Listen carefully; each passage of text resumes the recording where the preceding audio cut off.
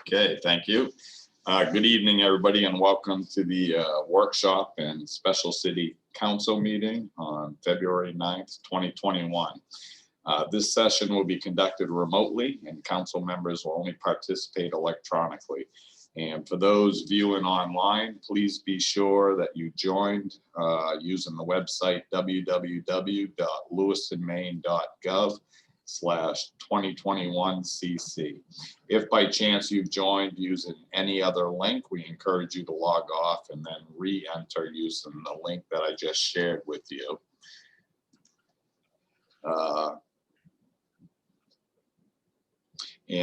This meeting, for the most part, is a workshop, so there'll be no specific public comment period, but we will check with folks who are attending the meeting just to double check. So before we start, I'd just like to acknowledge a couple of quick things. One, I'd like to acknowledge our finance director for going to that bond market and kicking some butt. That saved our city significant revenue, and she has done this year after year. But more broadly, I really just want to acknowledge our administrative team and our department heads. And I know we can go on down to all of our employees, but since being mayor, I tend to spend minimum 2 days here a week, but sometimes a greater part of 2 or 3 days here. And I just see the work that our department heads do under the leadership of administration. So I just think it's important that we as a council just acknowledge that. And I know we do at times, but today's the day I want to do it one more time. So thank you all. And with that, we'll move to workshop session A, an update on the temporary wellness shelter. We expect this will take 15 to 20 minutes, and I'll turn it over to Dennis. And I think we're going to bring in Sean Yardley. Okay. Good evening, Mayor and City Councilors. As the Mayor indicated, we have Sean Yardley from Community Concepts here. As he's coming in virtually here, he'll give you an update on the temporary wellness shelter that was established back in November and will be remain open through April 30th of 2021. So Sean, take it away. Good evening. Thanks for having me. I'm really glad to be here, and I do have some information that I think might answer some questions that you have, but I'd be glad at the end of what I share to answer any questions that I didn't provide information on. We actually have 2 shelters. We have the wellness shelter, and that's been running, as Dennis said, since late fall. And we have the COVID positive shelter that has been operating since the middle of July. And I'm going to report a little bit on both, but on the wellness side, we've served, we have capacity to serve 28 people at a time. And we have served 49 people since November 15th. And on the quarantine side, we've served 67 since July, the middle of July when we opened. On the wellness side of the 49, we've had 7 guests who are not from Lewiston, Auburn originally. One was from Bangor. He's been in Lewiston for a little over a year. Someone from Rooster County that's been living in Lewiston for the last 3 years. Someone from the Belfast area who's lived in Lewiston for the past 4 years. Someone from Sebago who has lived in Auburn for a year and a half. And a father and daughter who are from Lynn, Mass, but they've lived in Lewiston for the last 9 years. And one from Rwanda who has been in the US for less than a year. We work with Trinity Jubilee Center in Lewiston PD to screen guests before intake to ensure that we're getting folks who are legitimately sleeping on the street and have been in Lewiston for an extended period of time. On the quarantine side, we've served guests from all over Maine, but all of the guests that we've served have returned to their homes once they've done their quarantine, and they're medically cleared.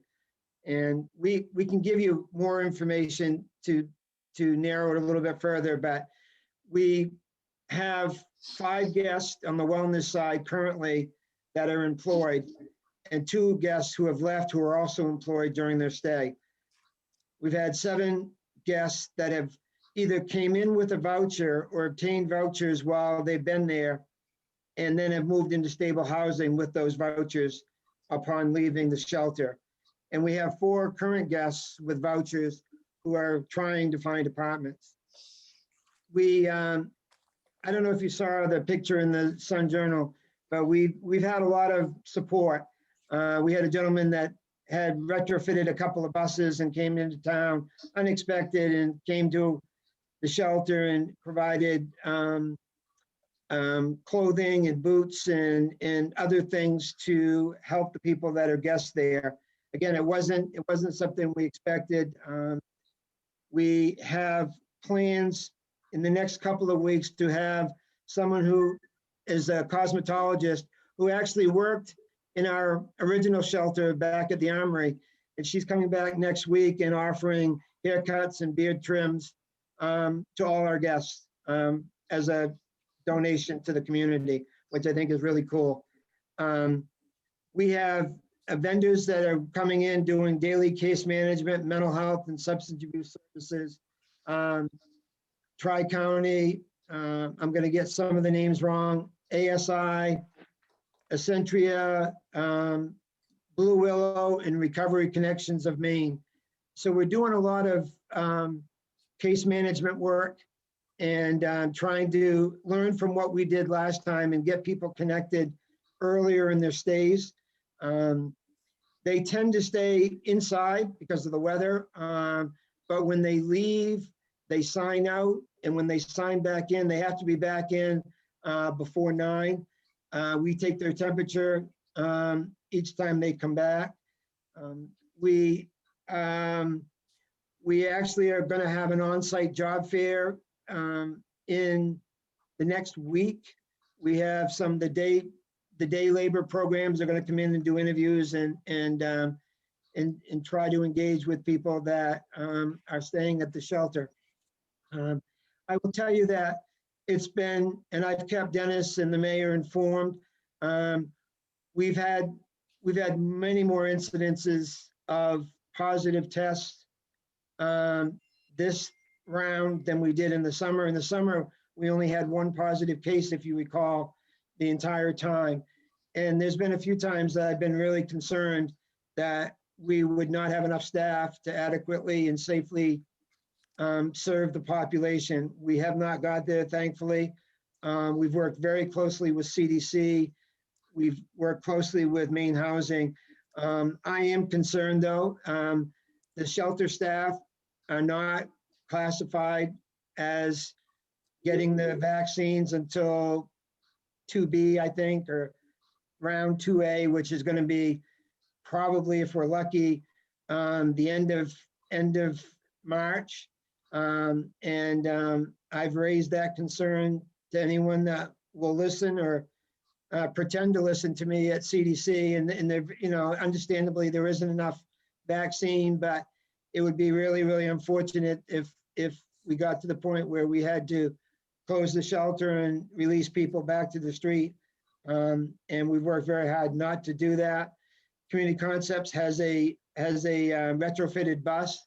And so we've taken people when we haven't had any more room at our COVID shelter to Bangor or to Portland. We've had some guests come from Portland for the COVID positive shelter, but they are returned once they've been medically cleared. They're literally driven back down to Portland to go back where they came from. So I think I'll stop there. It's been a really good experience in the terms of it's a different environment having it be in a hotel than it was in the Armory, and we learned a lot. And I think we're doing a really good job. I stop by regularly to just check in and see how things are going. We do have people that go outside to smoke cigarettes, to go downtown. I'm not there all the time, but I've been impressed with, and I think the mayor took a tour recently too. I've been impressed with just the atmosphere. It's pretty subdued, quiet, and staff have done a really good job managing. And we have had mental health issues. I I think that's to be expected, and we've employed the assistance of the providers in the community. We've had to ask a couple of people to leave because their behavior wasn't appropriate for all the guests and for the staff. But all in all, I think it's been, I think things have gone well. I try to stay connected to the PD and talk with the chief to make sure that if anything he's seeing or hearing from his team, we can take that and learn from it and provide the feedback to staff. So I appreciate the support of the city in allowing this to happen. I think it's served everyone well, and I'd be glad to answer any questions that I haven't already answered. Okay, thank you, Sean. And you mentioned I took a tour, you know, that was a few weeks ago, a few weeks back now, but I was pretty impressed with the logs that they keep. There are people at both ends of the hallway monitoring traffic that comes in and out. It was relatively clean in there, and the residents that I had communications with just seemed like a good group of people striving to better themselves. So any questions or comments from the council?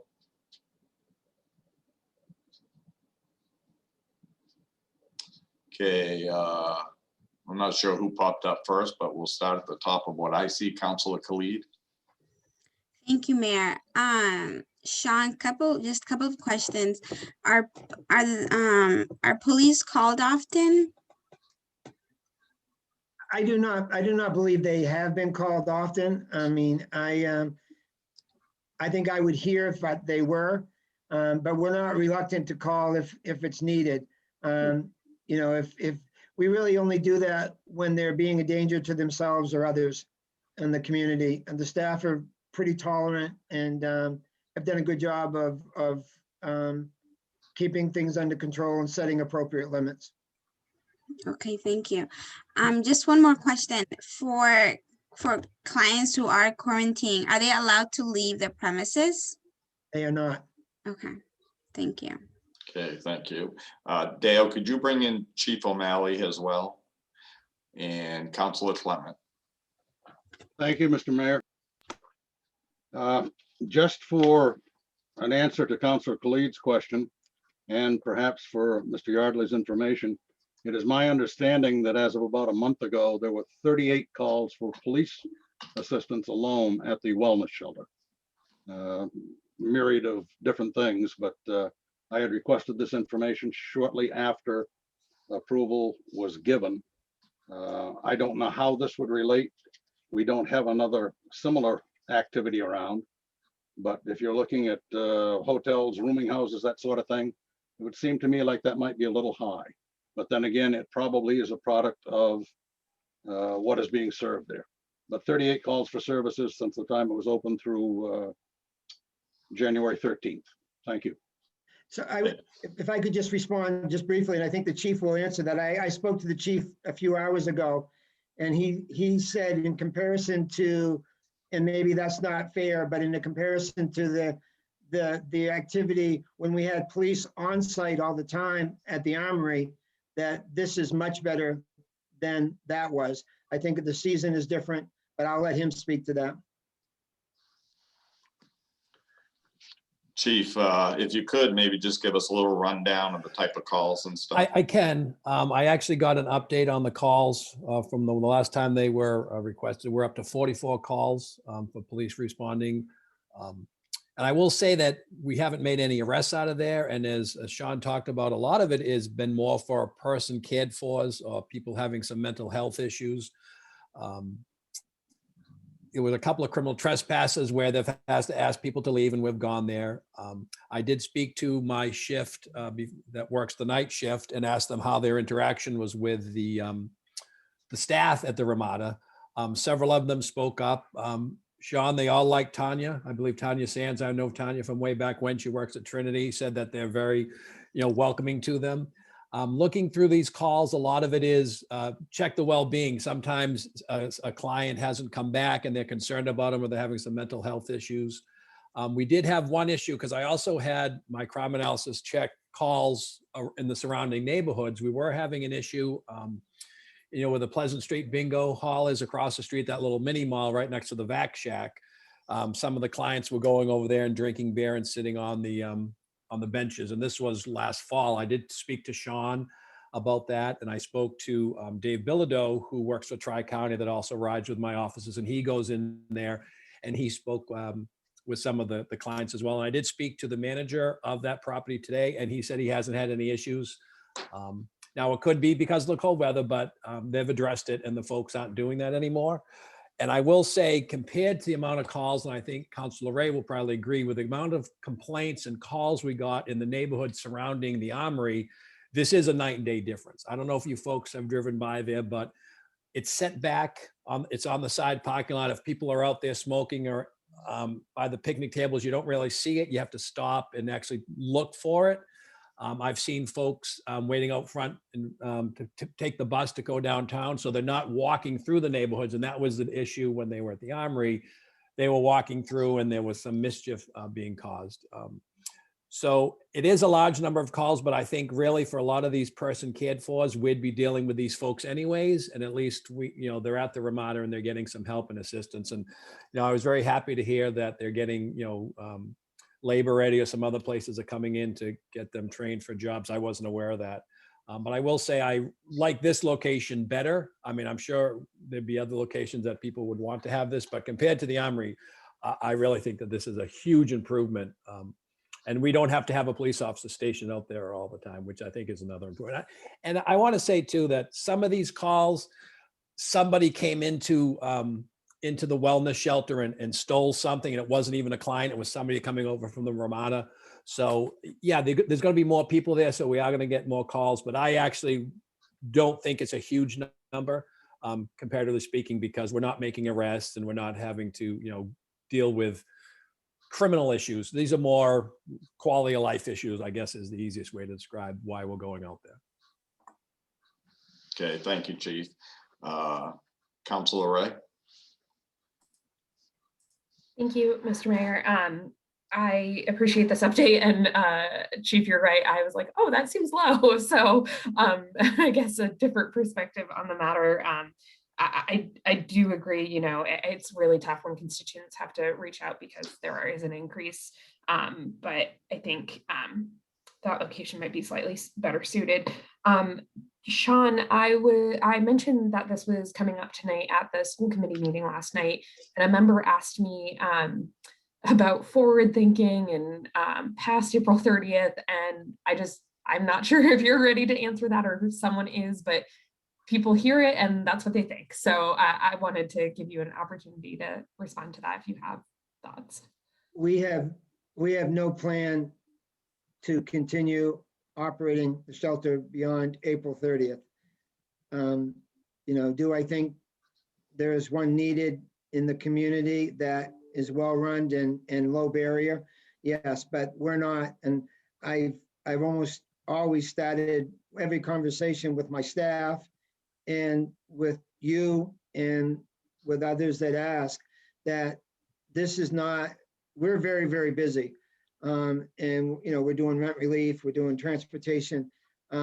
We have increased our workforce, I think, by 40 or 50 people responding to COVID across Western Maine in different ways. And this is not a line of business that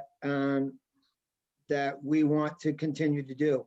So I have said that with the COVID shelter, that really came in July.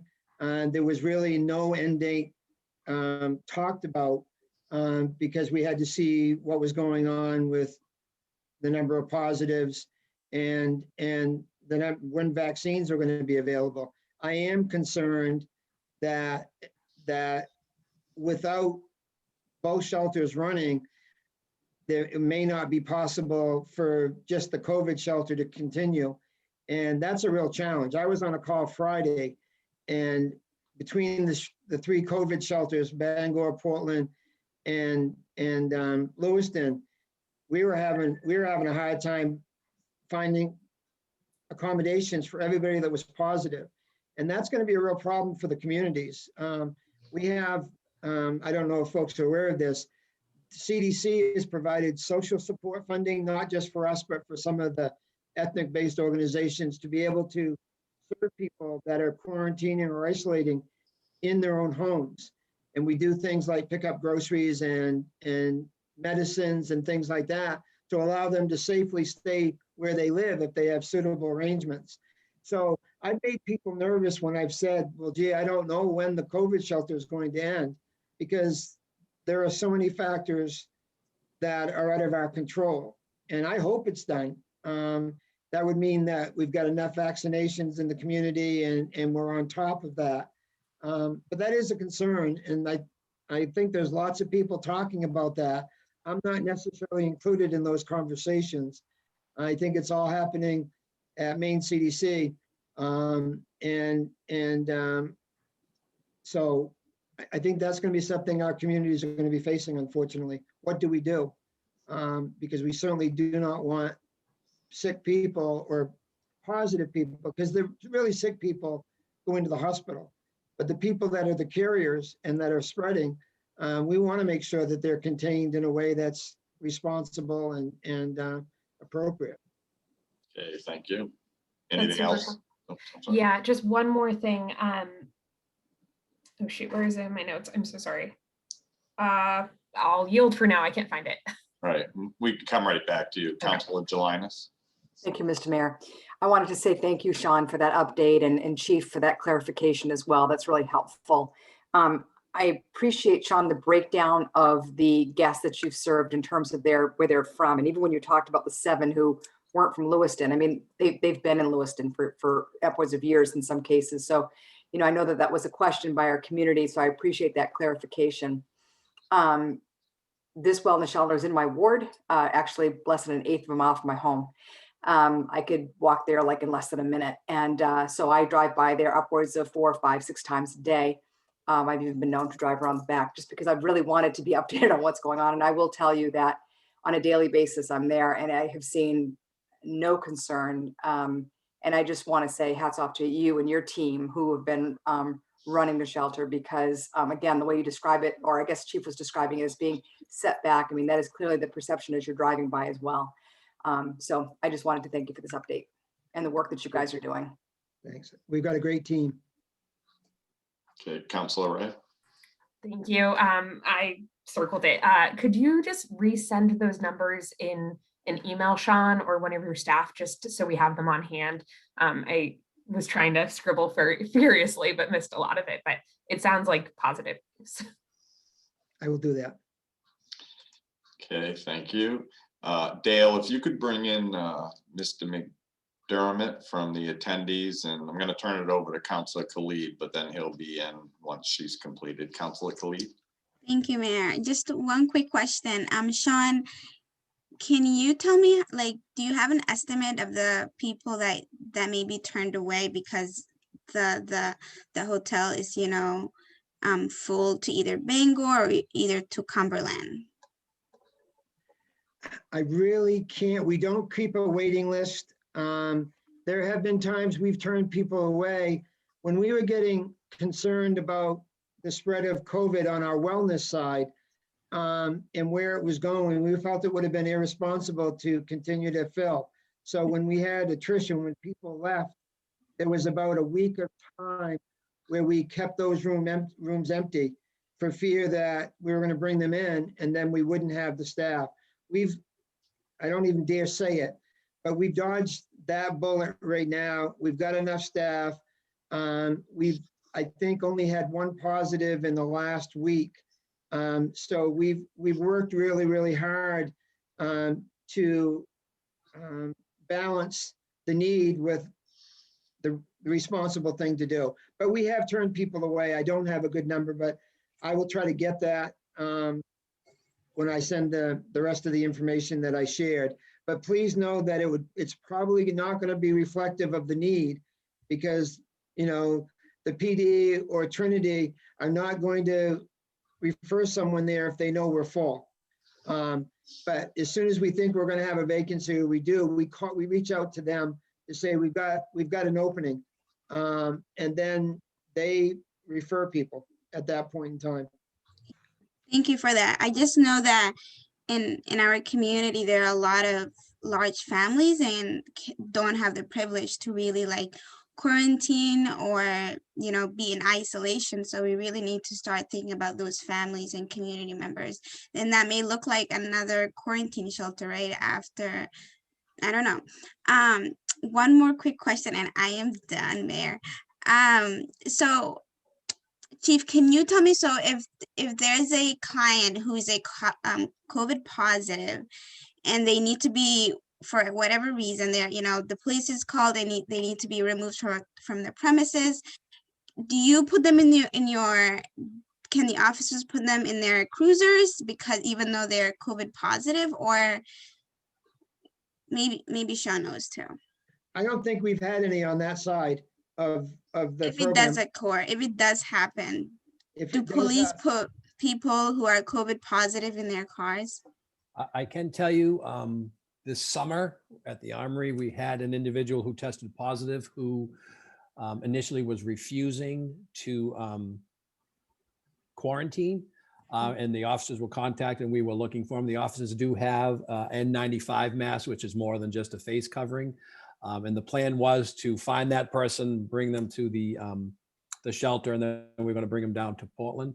We did have a little back and forth around 2 or 3 o'clock in the morning, myself and the shelter staff, over how that was going to happen. But yes, we could do that, but we haven't had that occur. What's happening is someone will come to the police station and we make sure they don't have any warrants for their arrest. And then we see if there's a place at the Ramada. If there is, they have to make sure that they have a test, and we will oftentimes drive them up there. And some of these calls for service, though, are also, like Sean talked about. So say they have an opening and they know there's a client on the street who tried to come there before, they'll say, hey, if you guys see, and we'll know who this person is, let them know we have a place, and then my officers will drive them up. We haven't had to have that issue, but if it did occur, yes, we do have the N95 mask so that the officers won't be infected.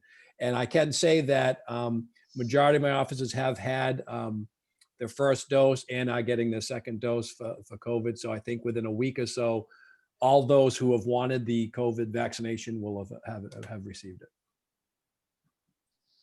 Okay, thank you. Good evening, Mr. McDermott. We appreciate you attending, and I apologize. It took me a few minutes to realize that you are from the Maine State Housing, correct? Good evening, Mr. Mayor. Yes, thank you for having me again. Nice to see you all. All right, anything you'd like to add to this conversation? I just wanted to express my gratitude to Sean and the CCI team, to Chief, and to the city of Lewiston, to being open to making available this resource of emergency shelter in a time that is, you know, the coldest part of the year during a global pandemic. You know, so really a lot of people facing a lot of challenges, and Sean and I meet every Friday to discuss with his team what are the challenges, how can we make things better, what improvements are needed, what resources do they need to ensure that the shelter can operate as safely and optimally as possible, to ensure that the clients have the best, or I should say guests, have the best access to resources, and as you mentioned, to kind of take that next step up and improve their where they're at in their life right now. All right, thank you.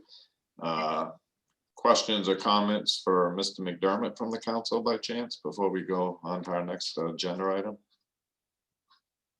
All right, and I don't see any further questions in attendees. So thank you, Sean. Thank you, Chief, and Mr. McDermott for your presentation, and much appreciate the work your team is doing, Sean. So thank you. Thank you very much. Have a good evening. Thanks.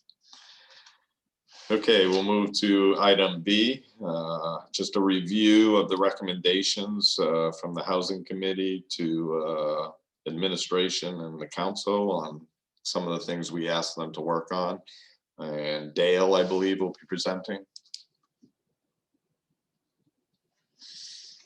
Yes, I will, Mr. Mayor. Do you mind if I share my screen, please? Please do.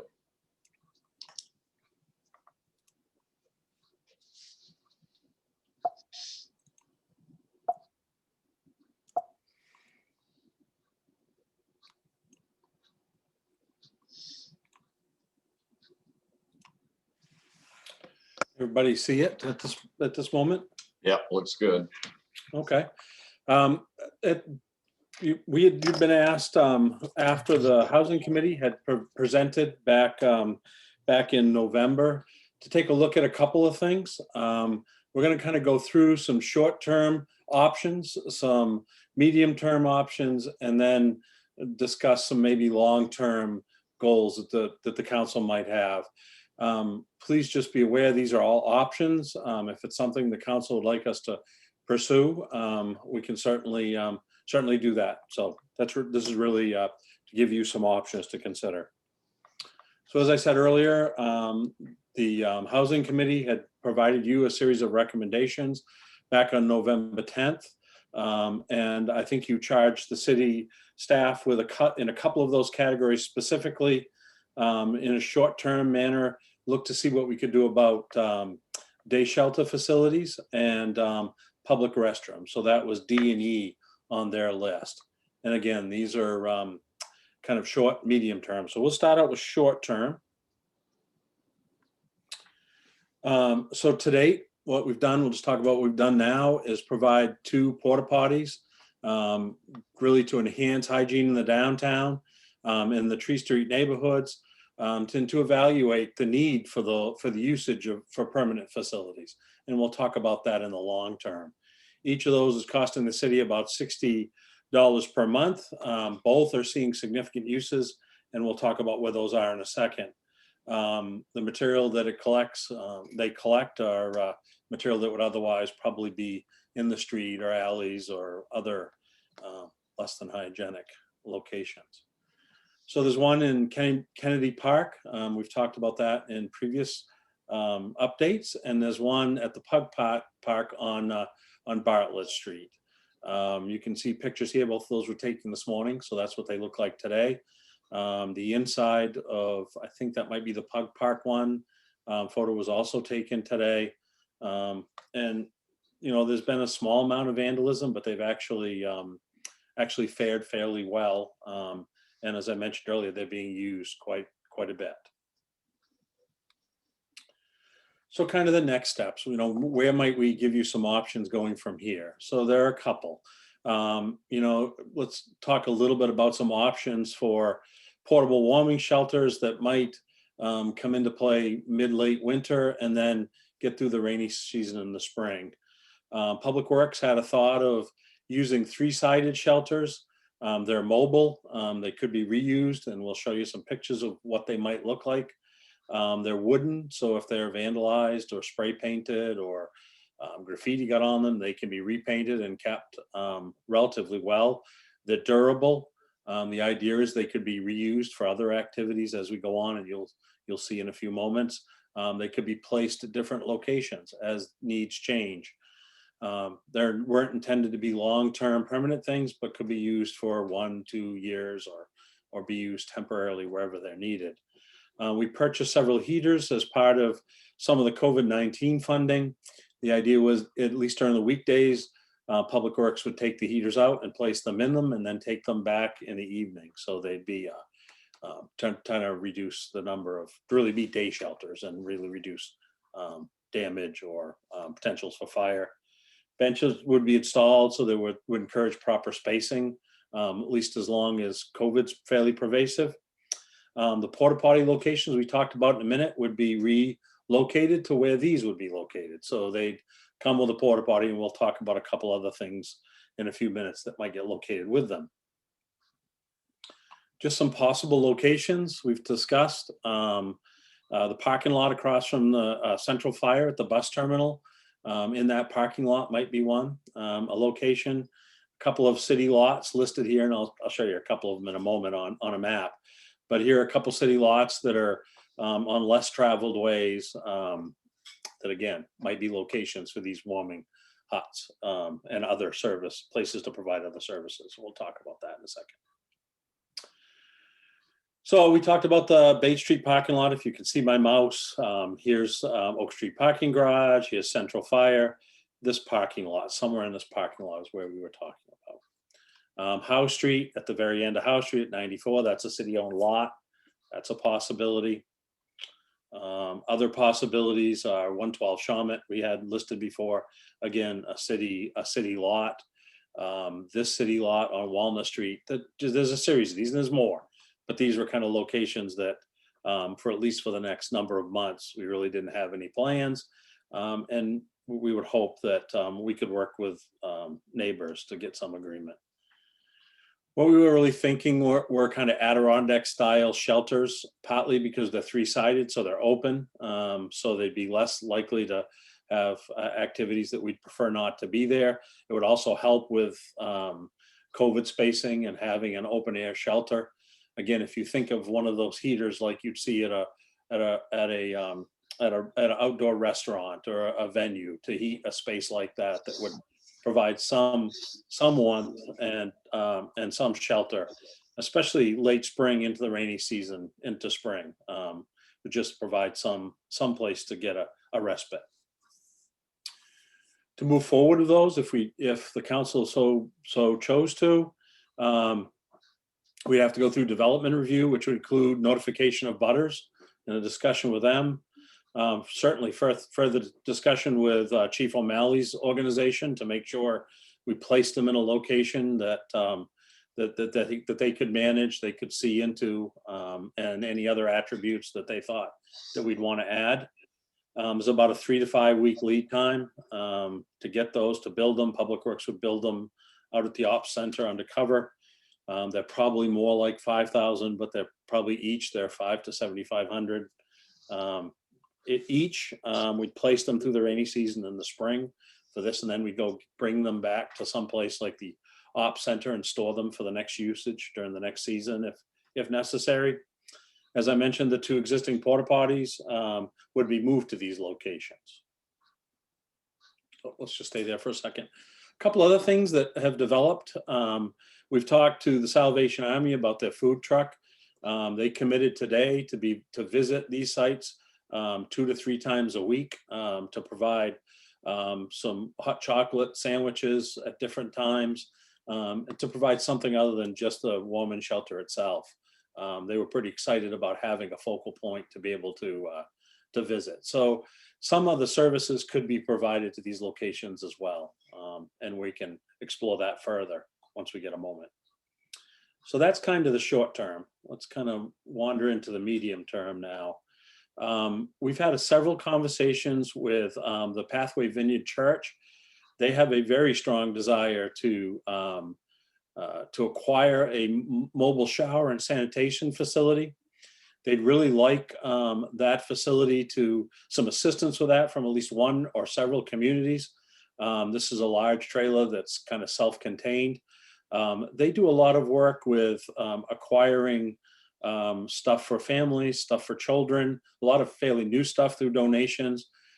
Their vision is this trailer would roll up to some location in the city, maybe some of those locations we just talked about, some pre-described location, provide showers. They would build kits, and the kits would have things like toothpaste, toothbrush, towels, soap, and other kinds of things like that they would give to people as they came to help with their hygiene, maybe feminine products they were talking about, things like that. The city help, what they're really looking for is 1 or more cities, maybe Lewiston and Brunswick, possibly to help them acquire and the maintenance costs, and we'll talk about that in a moment. The amount would be relative. If it were 2 communities like us in Brunswick, if it were 2 days a week here, 2 days a week up there, there would be some memorandum of understanding or something, not more than that, some agreement that whatever expenditure we had would be relative to the service we'd be provided. The Vineyard's vision is that they would provide staff and the sanitation packets I just talked about, and maybe even some of the capital and maintenance costs. So that's kind of their vision. They're just looking for some help. So the acquisition of this trailer is somewhere in the $46,000 range. They've got it lined up. It's probably a 3 to 5 week or maybe a little longer lead time, depending. Apparently these are in fairly high demand with COVID and trying to support some homeless population. So there's some lead time on it. The maintenance and operations, that's on a yearly basis, might be somewhere in the $6,000 range. Some portion of that, if the council wanted to pursue it, would be something the city would do. And then the sanitation part, that's really something the church would manage. So along those lines, Link has been investigating the use of federal and local CDBG and some CARES Act funding. He got some really good news about CDBG usage today. And there are some eligibility there that he's continuing to investigate. And if we went further, I'd certainly continue to work with the church to try to come up with some agreement, both on the initial capital, long-term usage, and what we would be provided. So that's just a little bit of a teaser on that. We can certainly do some more investigation there if it's something the council's interested in the long term. This is kind of what one of the trailers would look like. It would have showers. If you look at the center diagram there, you'd see there are restrooms with showers, and then a small space for an office that could provide other services. So referral services, or if somebody wanted to come in for mental health or something else, if somebody wanted, a provider wanted to also accompany this vehicle when it's in Lewiston. So there'd be a private meeting space if necessary, if that was something that that might be of interest to the community. Oops. Another medium-term one, pretty soon you'll be going over the LCIP. One item in the LCIP is a semi-permanent restroom, not just for homeless, but for the general public. We really don't have public restrooms in this community at this point that are easily accessible. What you see here in the picture, and it doesn't need to be this, this is actually called the Portland Loo, designed by the city of Portland, Oregon, who has been working with some manufacturers, and they manufacture these. And there are, if you go on their site and you look up Portland Loo, you'll find a GIS map, and you can see them all over the country. And there are some as close as Boston and Cambridge. They're plumbed in, they're hardwired, they can be heated, so they may not run in February, but they can run part of the year because the piping is heated.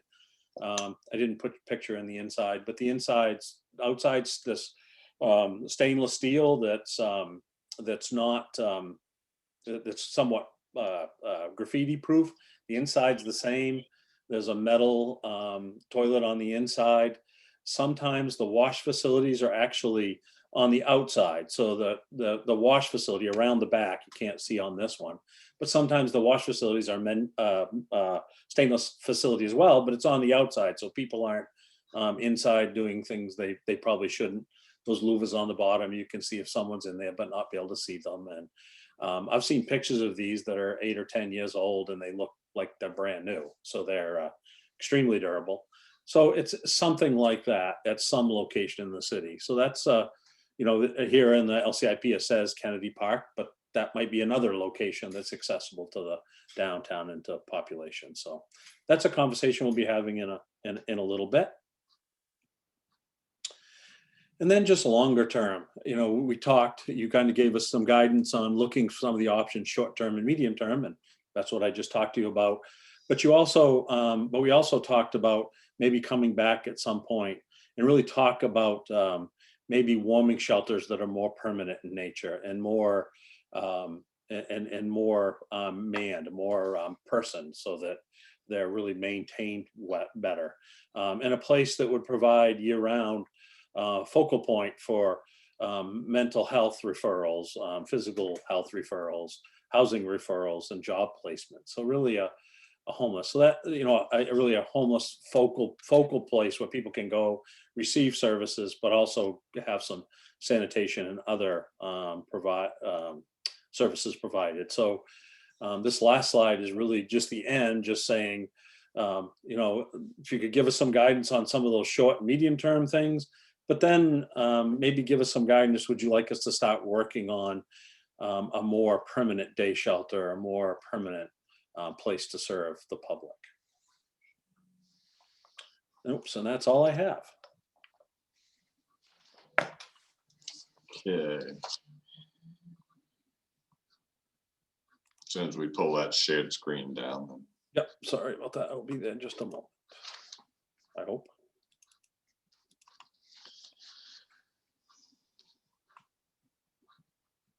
There we go. Okay. All right, thank you. I think if I could, I'd like to just start off. I really struggle with those wooden shelters. I think that's an incredible liability for our community. If we're not providing heat in them, then other sources will be used to provide heat in there at nighttime. I just, the opportunities of assaults and fire, I think just is an incredible liability for the city. And I love the idea of I'm not going to call it a day shelter. I think it should be called a resource center for the homeless, where we can provide services during the day. I think that should be the primary focus at this point, to actually try to address the root causes of poverty. And I think Sophia had her hand up first. So Councilor Khalid. Thank you, Mayor. Okay, several things. Did the housing committee get to see this? Not yet. That's something we want to go over with them once we've chatted with you a little bit. Okay. Okay, and then, so I think there are several things that I just had problems with. And I think one of them was the long-term home assistance. Maybe it was at the bathroom, like the public bathroom. As soon as I saw it, it just looked like a jail cell to me. But I think me being part of the housing committee, as well as, you know, the council representative on there, I would like to see what they have really thought about it before we as a council talk about it. But that's all. That's it for now. Thank you, Dale. Welcome. Just, Councilor Khalid, though, keep in mind they made their recommendation to us, so now it's kind of us trying to figure out how we respond to those. But your point is real valid. I don't want to dismiss that, of course. You know, we definitely would have to share some of these with the housing committee. Councilor Ray. Thank you. So I share in the mayor's concern with any wooden structure, especially if heating is introduced to it. I'm also very curious, super glad to hear that the current sites for the porta potty sites are working out well, but similar to what we just talked about with the new wellness shelter and calls for service being down, possibly because of it's winter time and folks aren't out as much. And so I hate to say it, but I'd be curious to extend that longer before we venture into other spaces right now. I guess the one question I do have is how much of this potential action is dependent on COVID relief funding in any manner? I don't think, at least the short terms weren't intended to be. They were modeled around trying to make sure we had reasonable spacing and didn't have people gathering for long periods of time. But it really wasn't around COVID funding. We were going to look for city funding, to build two of these, or $10,000, $12,000 plus continuing. The porta potties were pretty low investments. As we move forward, it's really, I don't, after the summer, does the COVID funding really exist beyond this? So yeah, I didn't want to say anything that would slow down a process that would disqualify it from using that funding. So that's really helpful context to have. I think this is great work, and similar to Councilor Khalid, I would be curious to see what the housing committee has for reflections on it. Obviously, we've taken their recommendations, and I think city staff has acted on them appropriately, but I'd be curious to see their thoughts as well. I do actually like the permanent Portland Lou thing that you were talking about. I see Councilor Khalid's point, but if it's something that ensures safety, so folks can't, rip a faucet off the wall and use it some way, I don't know what way, but I think, that safety factor is going to be really important for us having liability and hosting. So I'm all for that. And the Portland Lou isn't the only one. That's just a very popular one, and was designed by a city with people that have to maintain them. So it doesn't have to be that one. It's just an example of one. And then, oh, the other, you had mentioned about the housing committee. One thing we will also be doing is the public health committee has taken a great interest in this. So Thursday night, we'll be showing that to them, and then the following meeting, we'll show it to the housing committee. So both, we'll get some feedback from both public health, and we'll get feedback from the housing committee both. Okay, and then just my final thing is, so while I did like the idea of hosting some warming shelters, it's just that the structures you would see along a hiking trail don't seem suitable, but maybe something that looks more like an enlarged bus shelter or something. I don't know if those exist or not, but with the kind of clear plexiglass might be more appropriate for the spaces that we're considering and for the purposes that we're considering. But I think there's a lot of work and great work. So thank you for digging in on that.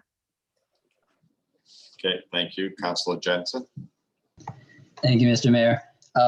I did want to say something beforehand. It is a little frustrating not getting any supporting documentation beforehand, and to now get the workshop information right in front of us, and to then have to provide guidance. So this isn't necessarily for this issue itself, it's for a few others. We only got supporting documentation for one of the 4 workshop items. So now being asked to, give input and make a decision, it's not a really good way to govern. It would have been nice to have the weekend to review this stuff, to think of any questions, think of proper feedback. So I might think of something later. I suppose I can email in, but it's frustrating for me. So it's not a good way, and I'd prefer if we didn't do this anymore. I guess my feedback, I would agree with the mayor about the wooden structures. They just seem like a liability to me. They also seem kind of like a halfway measure. If we're going to do something, it'd make more sense to have some facility where we can monitor people, make sure there's no one being victimized or anything. And so I just worry about, halfway measures there. And some of the other concerns that were already said. I don't believe the council has given the go-ahead to look into public restrooms, and I want to reiterate that I'd like us to have that discussion beforehand, get more community input, the risks and liabilities that could come with it, with different possibilities of potential restrooms, Portland Loo being one of them. So again, at a council for that workshop, we gave the go-ahead to look into the day facilities, I believe. But I look back at the video, we never gave the thumbs up for public restrooms. I had some concerns with the porta potty in Kennedy Park. I wasn't made aware of it beforehand. I went and checked it out. It didn't have any hand sanitizer. Didn't look as clean as I wanted it to. Could have just been a one-off thing. I maybe had bad timing. It didn't meet my standards though, so I do have concerns there. I was not aware of the porta potty that was on Bartlett Street in the pop-up garden. So I'm just now finding out that exists, so I'll check it out tomorrow. But as a counselor, I'd really appreciate getting told that these things are going up in my ward, because to me, it is kind of a liability. I get that we have to balance some of the concerns we've had lately, especially for our businesses. And so I'm not saying I'm not going to get there. I just want to have that actual conversation, get all the information that we need to in a better way than this. So those are some of the concerns I have about this, more about the process itself. I'm not saying I'm opposed to any idea. I'm trying to keep an open mind and everything. It's just getting harder the way this process has been going. Okay, thank you. Councilor Clement. Thank you, Mr. Mayor. I agree with your concern about the wooden structure. I don't know. I would think there's got to be other materials for this. I don't know what sort of heat were you looking at, Dale? We have some outdoor space heaters that we bought with COVID money, like similar to the ones you'd see. Kerosene type. What's that? Like a kerosene type space heater? Or? I think the propane, but yes. Propane, okay. Yeah, no open flame at all. Are they cinched down so they can't be moved around? Or they would be. I would assume we would bolt them to the daily and chain them to the facility, and then at night unchain them. You'd only have to put them out once if you didn't, I'm sure. Yes, exactly. But I would think that there are other materials available. I'm not sure. I think it was Councilor Ray perhaps mentioned plexiglass. Yeah. I recall a jurisdiction where I worked. They were looking at providing smoker shelters because they had certain staff in the Department of Corrections that insisted on being able to smoke on county property. and they came up with these. I would think something like that, you know, with a pole mounted security camera would alleviate some of those concerns. Perhaps there's something available for like a heat pump type arrangement. Once again, I don't know about cost, but that would have no flame, no capability there perhaps of starting a fire. If you had sufficient visibility and video monitoring, I could see my way clear, as odd as it sounds, that I could support something like that. When it comes to the permanent restroom or semi-permanent restroom, the name has got to change.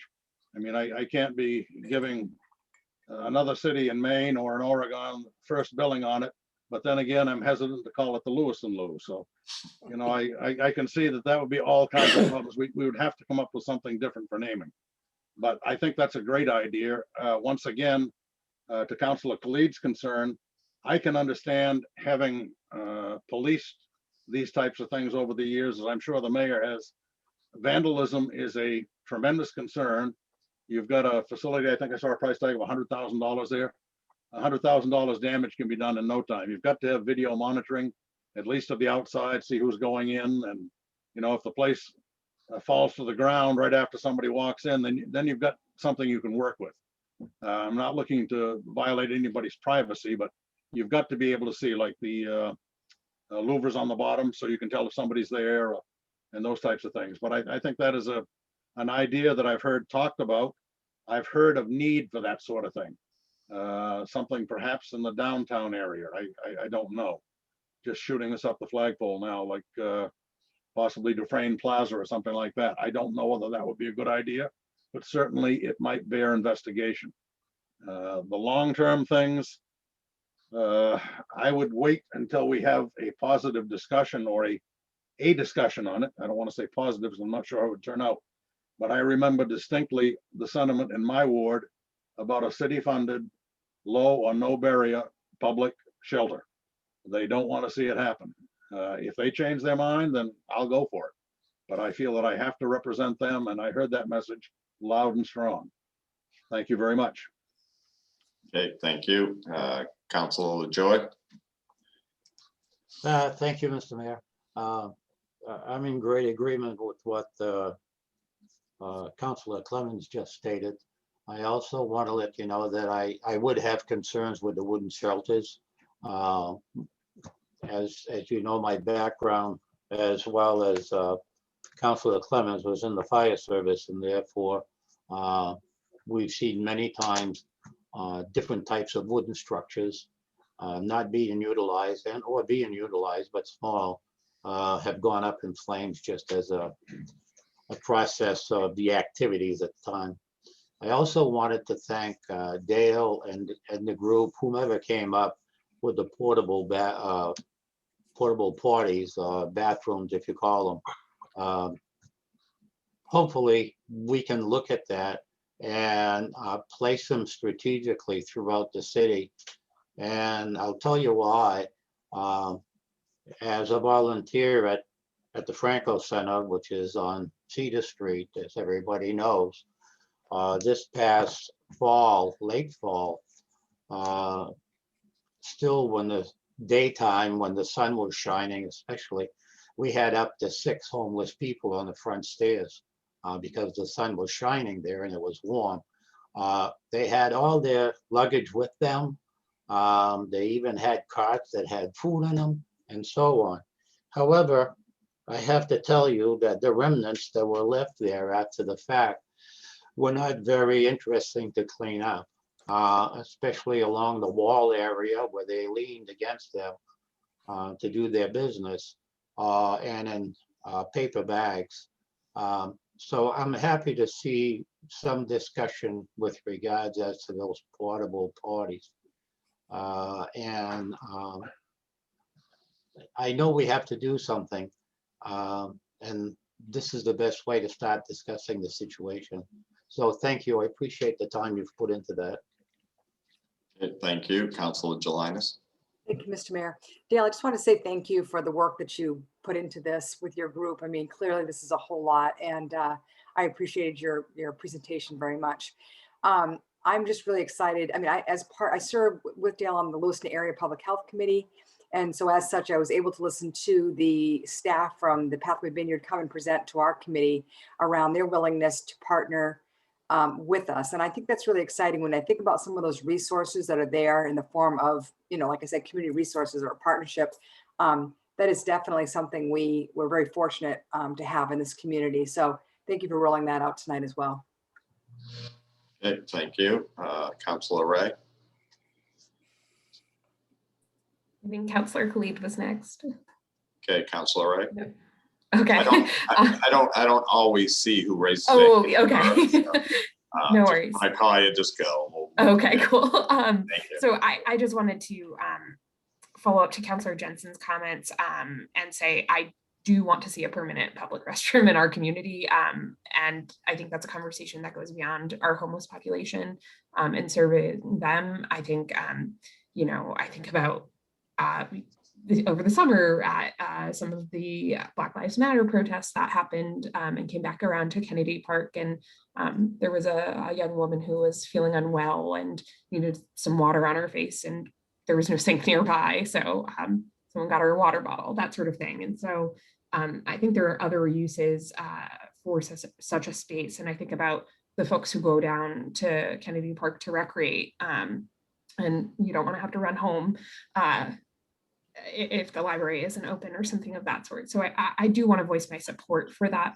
project. And again, might not end up in Kennedy Park as Deputy City Administrator Dowdy just referenced, but I do think it's an important next step for us to keep talking about.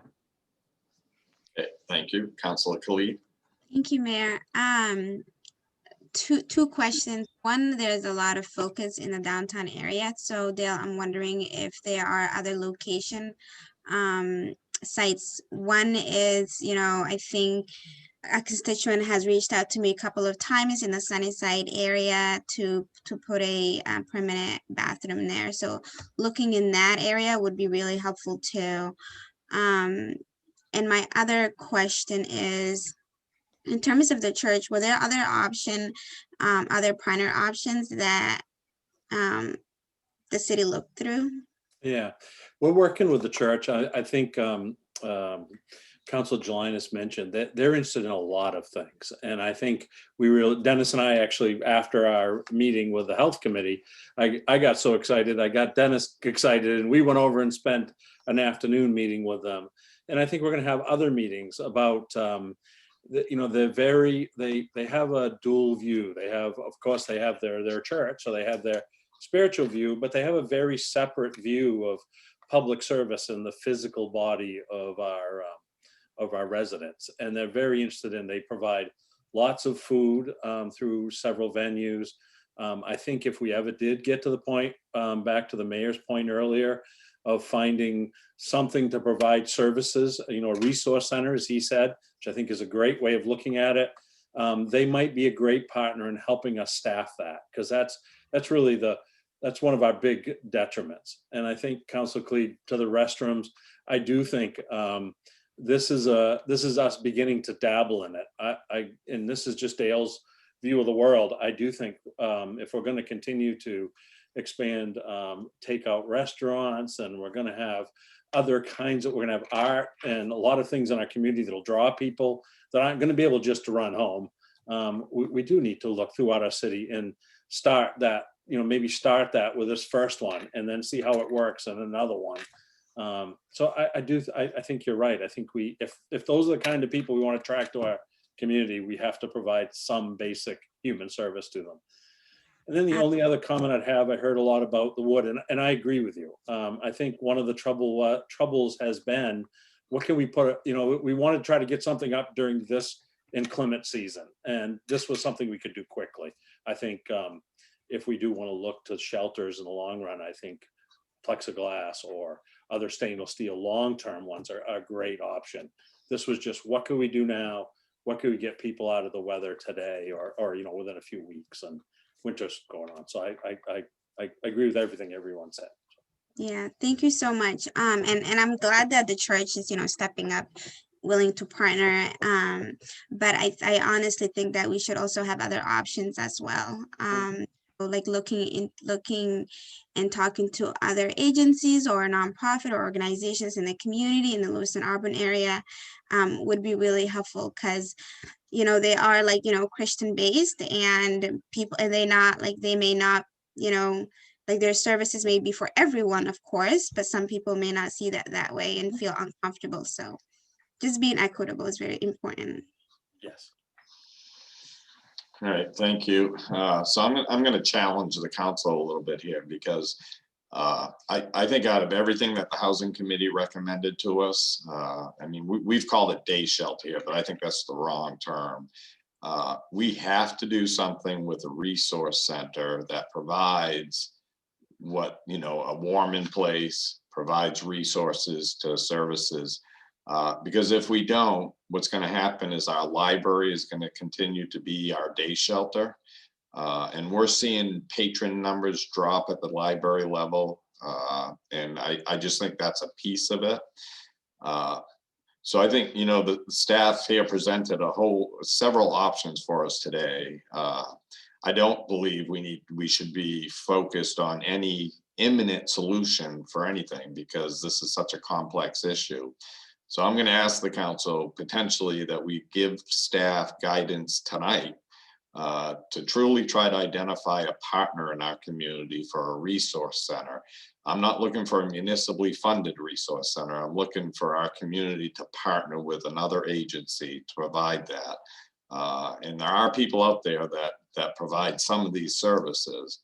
So I throw that out there. I'd like to keep this discussion going a little bit so that staff has some direction, because it can't be all about putting a porta potty out there or a Portland loo or a wooden lean-to.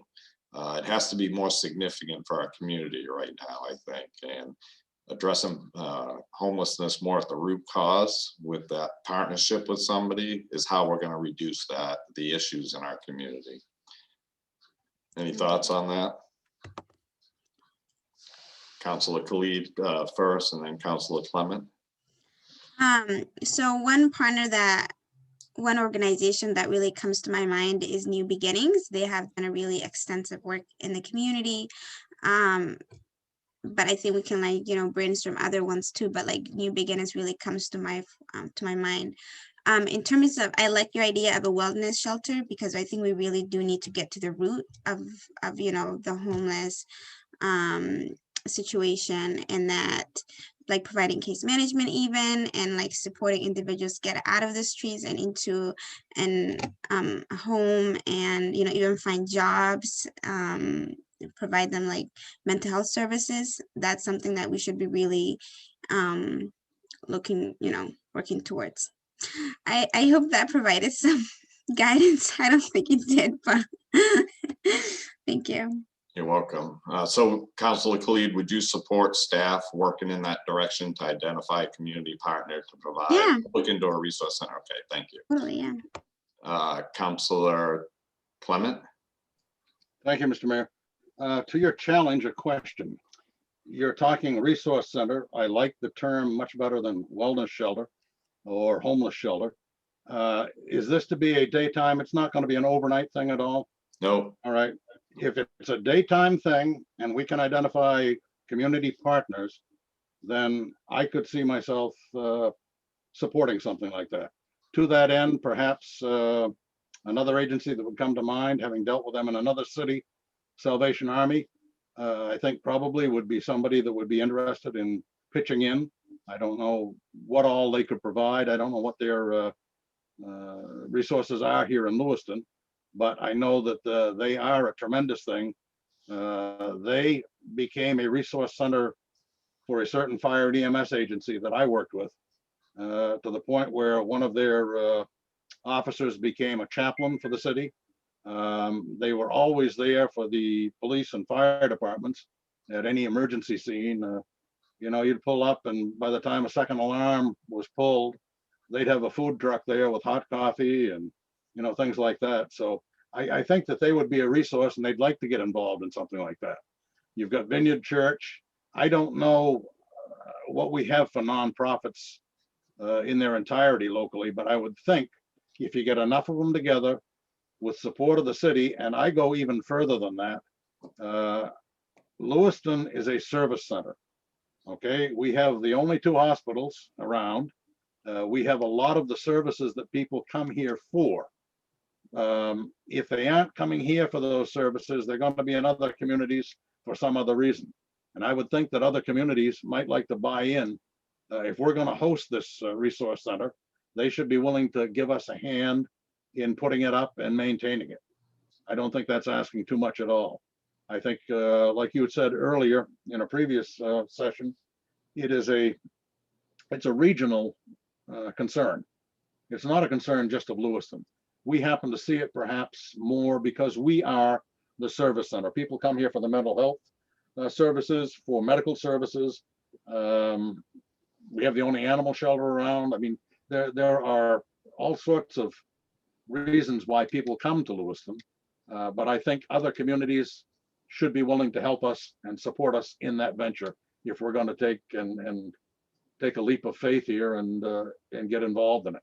But I would be adamant in that I could not go along with an overnight or any type of long-term thing unless my constituents were to advise me differently than what they have already. But I think your idea has merit, and to that end, I would definitely support staff looking into it and coming back to us with a report on what we find. Right. Thank you. Thank you. Thank you, Councilor Ray. Thank you. I just want to, I mean, I agree with all of this and moving forward with city staff working on this. But I do want to raise that on the school committee side of things, there is a homeless subcommittee. That's not the right phrase. I think that's what they originally were called, and they recently changed their name to something similar to Long Leave Resource Center, and looking at that facility and the ways it can serve the unhoused population of students in Lewiston, and maybe moving the store next door over there. I'm a little fuzzy on some of the details, but I do think they were doing some work on their side of things as well. So I definitely want to make that connection for folks. School committee member Linnea Hawkins is the chair of that subcommittee. And so definitely a person to connect with as the schools work through that as well. Okay, thank you. Councilor Jelinas. Thank you, Mr. Mayor. Just real quick, I want to say that I do support absolutely staff identifying community partners, as it pertains to looking at this resource center. I think, again, we just need to pay attention to who's coming forward. There's been some organizations that are nonprofit.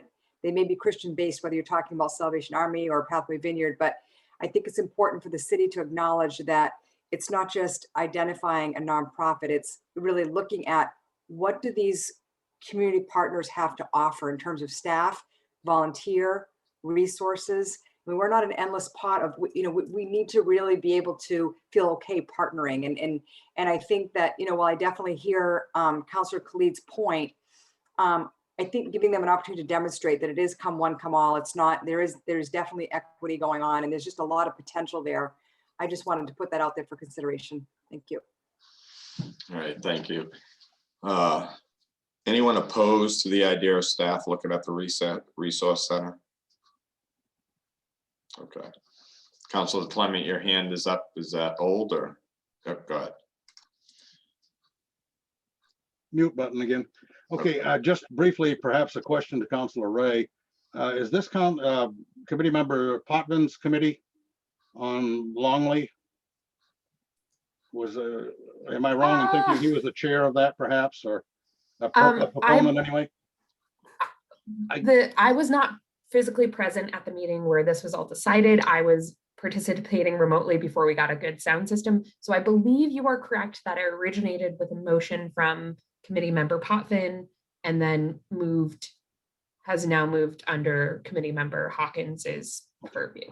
Perhaps we could have, I'm not sure what the protocol would be, whether the administrator or somebody could contact school department and have whoever is chairing this committee come into a workshop with us and tell us what their ideas are. No sense reinventing the wheel. If we can get together with them on their side, it sounds like maybe they have a venue. I don't know. Hard telling, not knowing, but why would we want to approach this from two different pathways? Thank you. Councilor Ray.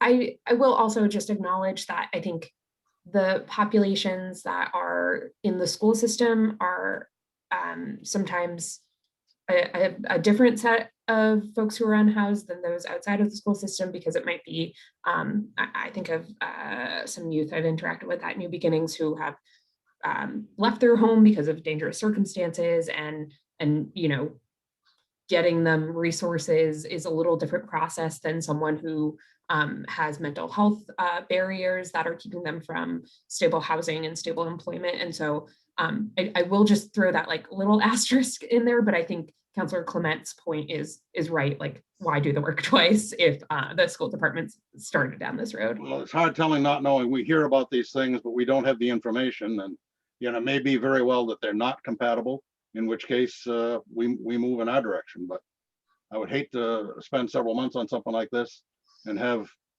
the same thing appear at on the other side. I mean, I can understand where you're coming from, Counselor.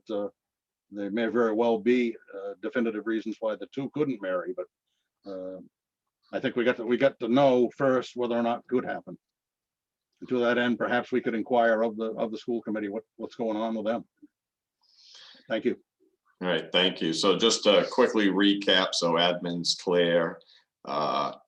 We have some interest in that Portland Lou. We just need to paint it a much prettier color than that gray for Councilor Khalid. Got to have a different name, Mr. Mayor. Oh, yeah, and a different name as well. Yeah. I'm sure that the city of Portland would probably agree with us on that too. So.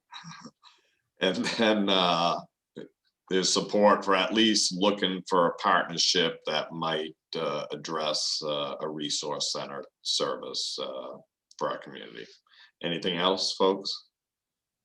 Okay, thank you very much. And with that, we'll move to item C, waiving of library overdue fees presentation. And I believe the director of the library, Marcela Perez, is going to be brought in.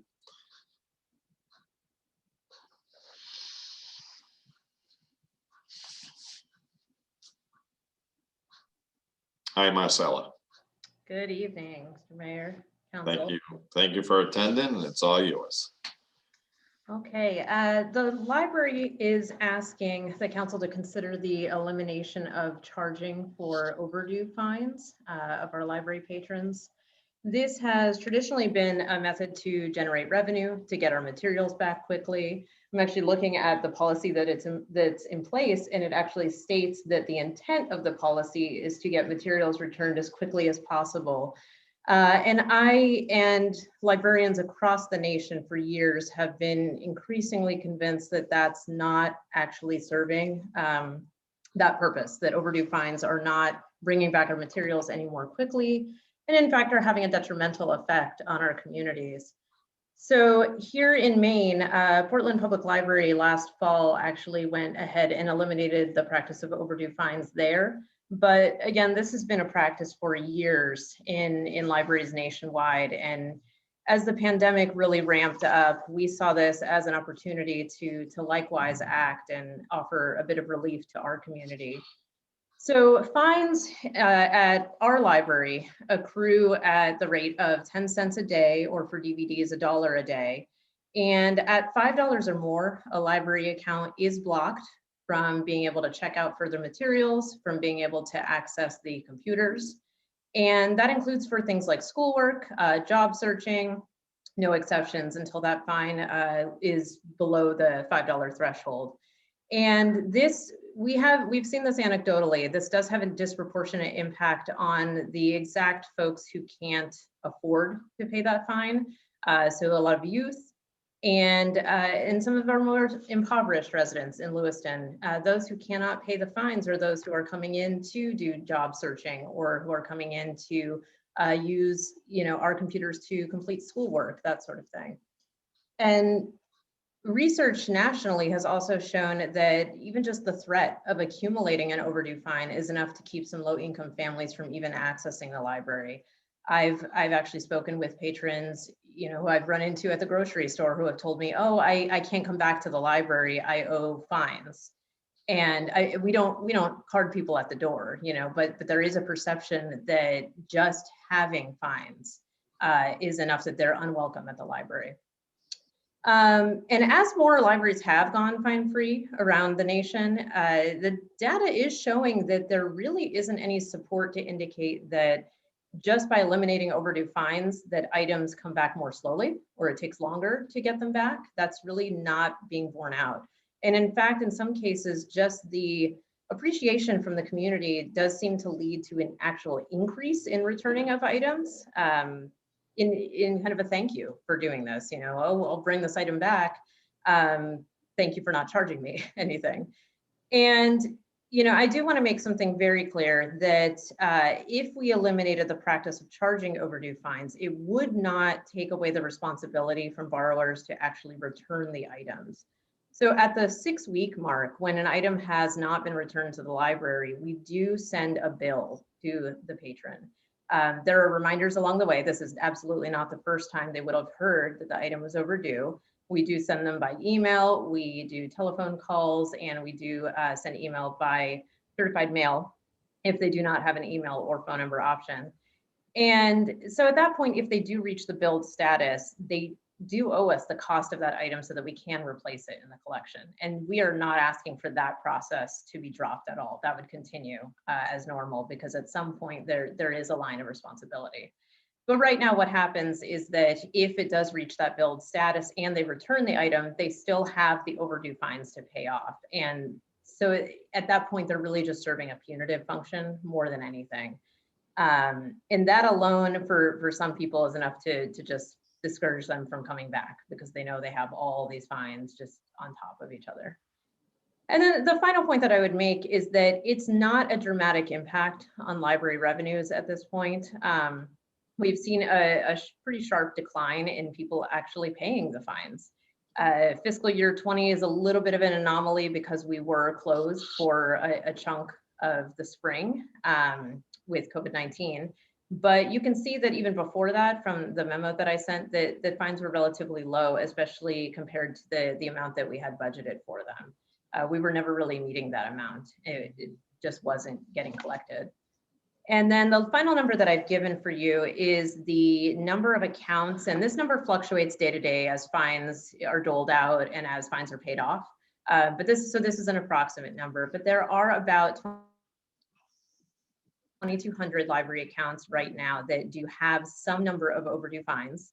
And of those accounts, 625 are above the $5 threshold that does block them from being able to check out materials or use computers. And I do want to point out that checking out items and using computers are both services that are still available even during our restricted COVID-19 services. So I've broken down here the child cards, the teen cards, and the adult cards. And in terms of the ones that are blocked, about a third of those are minors at this point. So it does have a disproportionate impact on youth, I would say. And that's pretty heartbreaking. It's very hard to turn to a child and say, sorry, you can't take this book. You know, you walked here to check it out, but you owe the library $5.50, and a 10-year-old is not necessarily going to have that. And we don't have an option for them at that point. So I would like the council to consider this as an equity issue, as a way that we might, as a city, ease the burden a little bit on some of our residents. This is something that would allow people to potentially come in and file for unemployment benefits. You know, using the computers can be done to sign up for vaccines. We have students that are doing remote learning and could use additional support from librarians to make an appointment through the children's room, check out research materials, and all of this would be so much easier if they felt like they could come back and use their library. Thank you. I'm happy to answer any questions. Okay, thank you. Councilor Ray. I, for one, am thrilled this is coming forward to us, and I will strongly endorse it. I think back to my childhood, and I am very lucky to have fond memories of my public library growing up, as well as my school resources for libraries. And it's where I discovered my love of reading when I was a very shy child and did not want to interact with anyone, so I could interact with books. So I just think this is the right thing to do and the right time. I did want to ask if this will be coming to us as an emergency change, so that goes into effect right away, or will we have to wait the, 90 days for it to go into effect? We're requesting it as a new fiscal year change, so July 1st. This is partly because the Auburn Public Library has requested a little bit of time. They also are interested in moving in this direction, but the budgetary impact on them is a little bit different. And so we'd like to give them a little bit of time to figure out the budget ramifications and how they can meet that gap. Thank you so much. Okay, thank you. Councilor Khalid. Thank you. Marcella, I have like a firsthand experience of my middle school days and elementary days where I had to like ask my mom for money and then just to pay books, and I don't know where the books were. So we had to look, it was a hassle. So I did not only experience it, I know my other friends have. I lived in the downtown area all my childhood, and the library is just like a block down. So it's really hard, like just finding money, finding those dollars when you're a little kid and your mom not really like figuring out like, where's your book, and like not paying attention that much. So it's a big equity problem. So thank you so much. And of course I will support this. Okay, thank you. Councilor Clement.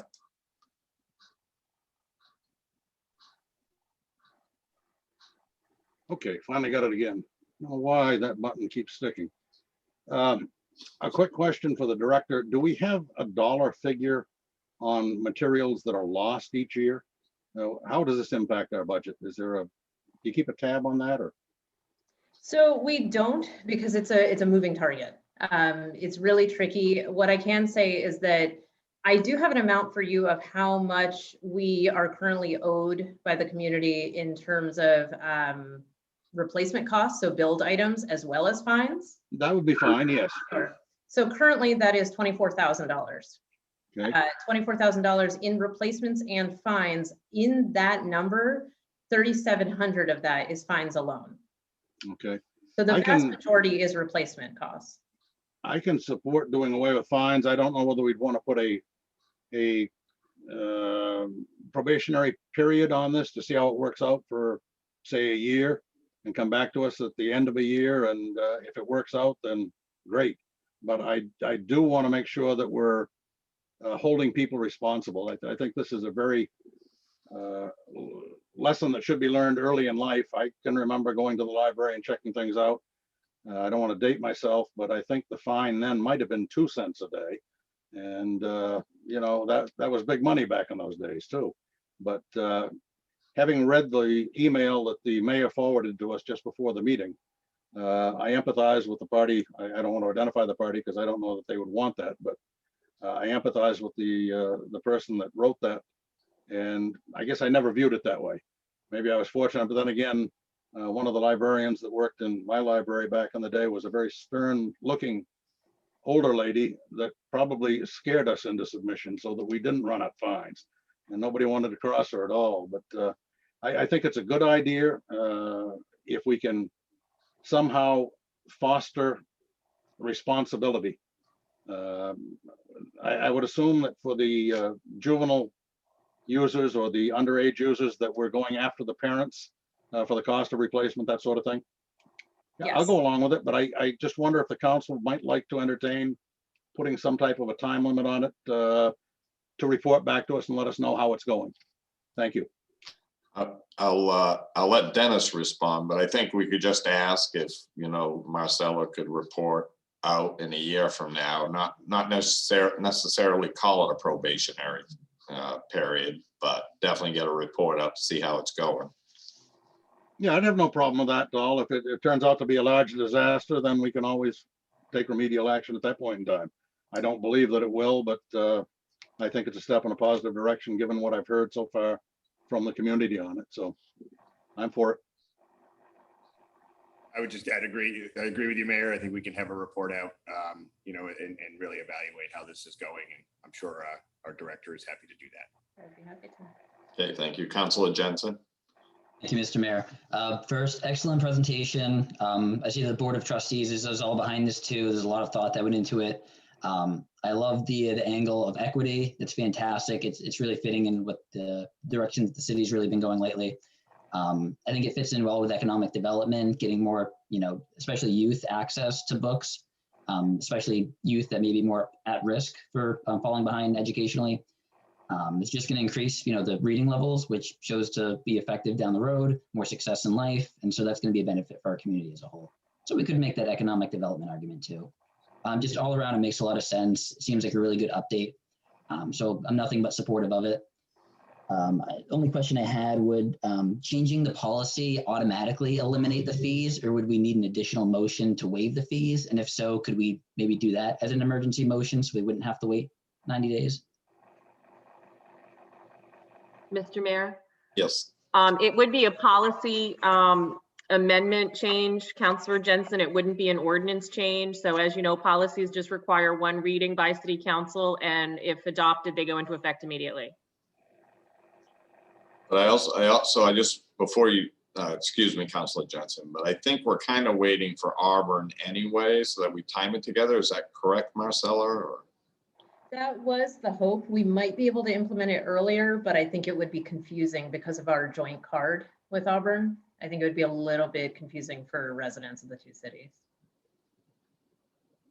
So we are asking for July 1st. I don't know if that's possible to, in the text of what's voted on, if it could be implemented that way. But to speak to the kind of amnesty question, I wonder if that could be done separately. Yeah, my thinking was just get that done sooner rather than later. I think that we could be all on board with that. Yeah, that does answer that. Okay, thank you. Okay, thank you, Councilor Ray. I may have some insider knowledge on this, but could you speak to some of the complications of the Auburn's process? Well, in terms of the why it would they have more revenue from it, is that correct? Yes, so they do bring in a higher revenue from overdue fines than we do year to year. The other piece to it is just the difference in how the two libraries are funded. The Auburn Public Library is not a city department. They are an independent library with the majority of their funding coming from the city of Auburn, but a sizable portion of their revenue is actually from things like this, from fundraising, from fines. And so as a result, if they no longer charge for fines, they're going to have to make up for that budget shortfall in the amount that they're losing, versus the library where our fines go into the city general fund. So it's the city that would absorb the impact of that, not necessarily the operating budget of the library. Okay, any other questions or comments? And I want to open it up to any attendees who might have anything they'd like to share with the council. Just need to raise your hand. Okay, seeing none. Back to the council. Any other questions or concerns? All right, thank you very much, Marcella, and appreciate good work on that. I think so, and just so you can leave with some general, it appears that the council appears to be supportive of this. So I think it'll be brought before us for a vote in relatively short order. Okay, thank you very much for your time. All right, thank you. Okay, moving on to item D, and a quick review of city committees, and you turn that over to Dennis. Evening, Mayor and City Councilors. I'll just open up, instead of doing a shared screen, I think everything is in your packet, the supporting documents, but I will hit the highlights on what we provided in there, and I'll certainly look to our city clerk, Kathy Monteo, to fill in and add any additional context that I don't cover with my high-level review. In your packet, I did include your city council goals and priorities for 2020 and 2021. Two reasons really for that. One, this is a goal of the council to do this committee review, so I thought it was appropriate to include that. But on top of that, I thought it would be a good opportunity that as you walk through and review these committees, if there are goals, other goals that you see are opportunities for these committees to support that, work or that, you may be able to identify that through this review. So I just wanted to provide that full goal list for you, again, to do that as we go through all of this.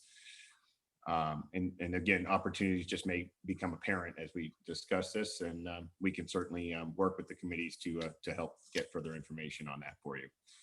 Also contained is a document titled the Authority to Find, and it's the Standing City Boards and Committees Authority Reference. And really this just lists our committees, who appoints them, whether or not a council confirmation is needed, number of appointments, authority is defined in terms of where therefore authority falls under bylaws or certain other documents. And whether this is a city or regional, as you know, we have a number of committees that the city is a part of, or, wholly, runs the committee themselves. And then also just indicates whether or not there's a city council representative. You also have in your packet a City of Lewiston description of all the citizen boards and committees. And this just gives you a very brief, high-level view of what the committees are charged with and some of the work that they take on, and just the frequency of their meetings and some of the information, just general information, which I believe is some of the what was requested through the goals. And then lastly, it's just a committee list of all of our boards and committees. And this also includes all of the staff makeup, who's appointed to, and all the appointees to each of these committees. And just to, I guess, read the goal, under your city council goals, the goal read, review all committees with reports on why they exist, responsibilities, makeup, and who staffs them. So what you have in your packet tonight is all the documents that we could gather related to that particular goal and meeting that need. I think I would just, like I said, in terms of the review of your goals overall, if there's something that you see with the committees in this discussion that you'd like us to, dig in deeper with them related to goals and work that they could do in that support, we're happy to do that. And then I guess, and just, if there's communications, or interest in further communications with these committees and seeing that, I think it would be helpful for staff to understand what maybe some of those goals from the council would be. And I just use the Housing Committee as a good example of one of our more recent formal committees created.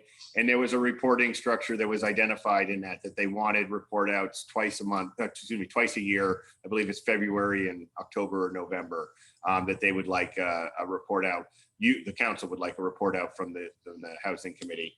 In fact, they're coming on February 23rd for another update to you. So if that's something, along those lines, and we don't have to have every committee report out that way, but if there is certain committees the council would like, or you would like written reports or just some type of open communication, that's what we're looking for. And then I guess we're just here to answer any other questions or seek additional direction if there's additional information you'd like from us. And I guess I would just ask City Clerk Kathy Mateo if there's anything that she'd like to add to what I just said.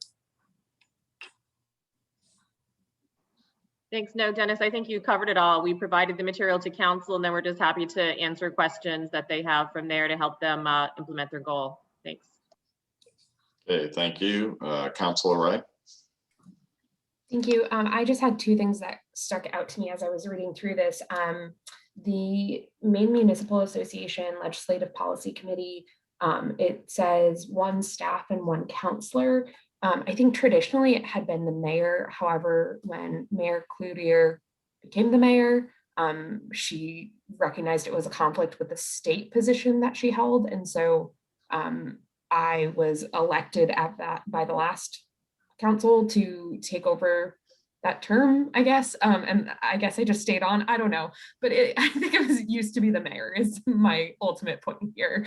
So I'm not sure if that is something that folks want to look at going forward. I'm happy to keep serving in that position. And I believe Kathy is the alternate for when I can't make it. So it's Dennis and Kathy. And then the other thing that wasn't on here that I was just curious if we should list on here somehow is the Androscoggin County Budget Committee. There are 2 counselors on that and then also 2 citizens. And so it's a weird caucus for how they're elected, but I do want to recognize that those two citizens come and participate in that process through appointment by the city. Sure, thank you. So Counselor, we'll change the listing for MMA from the term counselor to elected official. So that just kind of encompasses, because that's how it's been laid out. It's usually the city administrator and elected official. And then we can certainly add the county budget committee. Thank you for pointing that out. Thank you, Councilor Jensen. Mr. Mayor, it doesn't say specifically in the goal list. It just mentions, review, get some information about the committees. But did we ever discuss like the overall goal of reviewing in order to potentially merge some committees or reduce the number of committees we have? Or we definitely at our goal setting, we definitely discussed the possibility of merging. I got to tell you, I struggled looking through the committee list, identifying mergers, but yes, that I think was a piece of that goal. Okay, and I've heard from a lot of people in town that they kind of feel like we have too many committees, and so I guess looking into it, like it would help if we eliminated from the list, any committees that have to stand that are joint committees with other, like with Auburn, for example. So that's just one approach we could take here, I guess. I'm just not really sure what kind of structure that this workshop agenda item is going to take. So I just want to make sure that we're nice and focused on what goal we're trying to accomplish here. Yeah, I think, one, I don't think we have to make any decisions tonight. I think this is the first introduction where we're trying to kind of grapple with, what else we might do with this goal. Another thing I think we could look at is what we use these committees for, because I truly believe when a council comes in and we have a goal around housing, that's what we should be assigning the housing committee to work on. I don't think all these committees should be going in their own direction. I think, when the council sets up a goal around housing, we should ask our housing committee to review that, work on it over a period of time, and then present different ideas for us. So I think we could strategically use these committees in a more productive way, personally. That's just my thought. Councilor Khalid? Maybe we can merge the recycling and waste reduction to the housing committee. I remember like a constituent reaching out to me about recycling issues in the city, and I reached out to the chair of the housing committee, and then he said that's a recycling issue, but then like I think it was just property maintenance issue really essentially, and now he's going to be like joining us in the housing committee meeting. So yeah, like let's put them together. Yeah, that actually does make a little sense. I mean, because that is an issue with some of our housing in many areas of the community, the recycling rate. Yeah, that's a good call. Councilor Jensen? Thank you, Mr. Mayor. Yeah, I just want to agree with Councilor Khalid. I was on the Recycling Waste Reduction Committee. It's been inactive for a while. There is still some work that needs to be finished. And we actually did at one point talk about potentially merging, or at least having some members go with the Housing Committee, which could maybe more effectively tackle some of the issues that we were dealing with as the work went on for that committee. So I would wholeheartedly agree with Councilor Khalid on that. Okay, thank you. Councilor Clement? Just a quick question, Mr. Mayor. Ad hoc committee in one instance, standing committee in another? Would we have to do something different to merge them? Well, I think ad hoc, and Kathy and Dennis can correct me if I'm wrong, ad hoc committees are temporary committees that are, a mayor can zip one out. I think the council can zip out an ad hoc committee, but it's usually a specific charge that once they're done that charge, they go away. And our housing committee is a standing committee, is it not? Oh, it is. I'm sorry if that's what you were asking. Yeah, I believe it is a standing committee. But I also believe the council can direct the charge of that committee at any point. We can change the charge of that committee. So I guess my point would be that we would have to change the ad hoc committee to a standing committee in order to merge them, or how would that work? So I'm confused. I'm not sure what ad hoc committee. Well, is not the recycling committee an ad hoc committee? Oh, okay. Kathy's nodding her head, yes. It is, yes. I think Councilor Clement, if that's the direction that the council wanted to take, the mayor's right. We would just amend the charge of the housing committee, the definition and description, and whether we wanted to create a subcommittee of the housing committee to study recycling or however the structure would be. But it can be easily done by just adjusting the purpose of the housing committee. Okay, thank you. I apologize, Council Lee. I wasn't getting exactly what you're asking, so thank you for clarifying that. Councilor Ray? And I might be mistaken, but it sounds to me like, I believe there was an end date on the recycling committee. Have we not passed that yet? I believe it was extended, but I'll certainly defer to Councilor Jensen, who's on the committee. Yeah, no, it was extended. We passed the extension date, although I just served on another ad hoc committee that went past its date. So I'm assuming that as long as we still have the charge, we're okay. But yeah. Okay, so that is still in effect. And Mayor, would you consider the Equity and Diversity Committee to have completed its charge given its recommendation to us? Yes, that Okay, ad hoc, that ad hoc committee has completed its charge. Okay, and then just for context for some folks, the last council was the one that created and passed the housing committee, so it's not a terribly long-standing or old committee, but it came out of a recommendation from the public health committee, so this is a little complicated, but I think moving recycling under that would be wise, and those two ad hoc committees would come off the list, is my guess. Yeah, and so thank you. I agree with that, and I also think we should be providing more charges to the committees on an annual basis as a council. So, Councilor Jensen. Thank you, Mr. Mayor. Yeah, kind of what our city clerk was talking about just a few moments ago. For merging some committees, we don't necessarily have to merge like themselves, come up with a new name or anything, but it may just be changing the responsibilities or charges of a particular committee.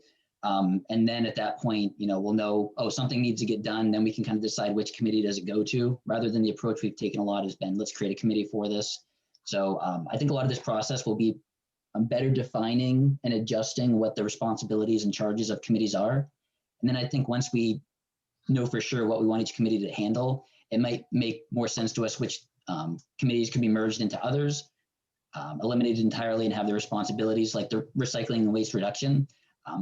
To me, it makes sense to eliminate the committee entirely and just move its responsibilities to the housing committee, and then probably have some additional members on the housing committee.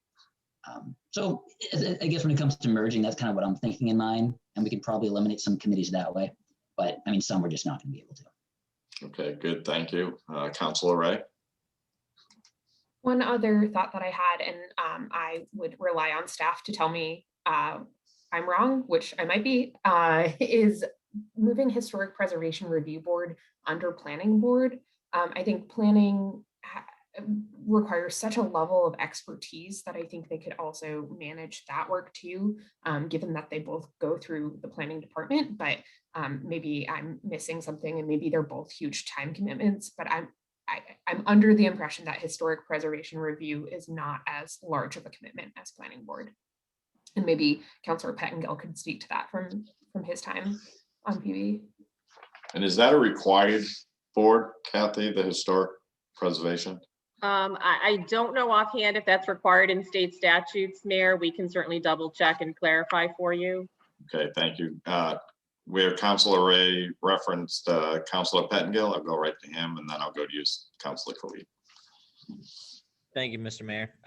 In regards to the comment of merging them, I don't have any firsthand experience with the Historic Preservation Board, but in that same sense, though, the two may lend themselves very well together, if that makes sense. Given the workload, the planning board does at times have a lot to undertake, but I think, and especially with the group that sits there now, I do think that it's something that they would be able to undertake and perform just as well as they do with all their other tasks. So that may be a perfect recommendation. Okay. Councilor Khalid. Thank you. Thank you, Mayor. So two things I think I'm gonna keep coming back on, but So I'm thinking of like the assessment review board I'm looking at. And I'm also looking at the loan qualification board, our committee. And I think just reading that, they kind of sound a little bit similar to do with taxpayers. So maybe we can merge those together. Kathy, what do you think? Is that a possibility? Well, this assessment review board, counselor, is defined and required by state statute. So that does have its own standing obligation. Some of that requirement is repeated in local city ordinances, but there is a state statute reference and requirement for the assessment review board. I might toss it to Heather regarding the loan qualification committee. She has staffed that board, but I think they do have two very, very different separate functions. The loan committee reviews loan applications through the CDBG program for like commercial housing, commercial loans and facade grants and that sort of thing. And then the Board of Assessment Review really hears appeals from the decision of the city assessor regarding the valuation of properties. So I think it really is two very distinct separate purposes that Heather can certainly clarify as well. I would agree with that. Okay, thank you both. Then maybe I'm wondering if we can come back with, like, you know, I was counting and it looks like there's 19 committees, and we can maybe like look at how engaged or how involved and the amount of work that they do, and maybe we can like emerge or get rid of ones who have like a low, you know, that don't do that much. No, but I'm sorry, let me just remind everybody, even though some don't do a significant amount of work, there are volunteers on there who really do devote time and energy to these committees. I just don't want them to think we're sending out a message that they don't do much. But because I know didn't mean that. That was not my intention. Yeah, I know. So yeah, so also there is, I think since we are talking about minimizing or like cutting the number of committees, again, there's like 19 committees, and one of the temporary one was like equity and diversity. And I think we need to like reevaluate that and maybe like think about making a long-standing committee. Of the 19 committees, there was again, a temporary equity committee, and equity is a long working thing. And we shouldn't just make it temporary, or we shouldn't like get rid of it. I think that's something we should really strive on, making it a permanent thing and seeing how our city can continue to improve. That's all. Okay. Thank you. Councilor Ray. To ask Council President LaJoy about his experience on the Cable TV Advisory Committee. I feel like I read through the documents and I still didn't understand what it does.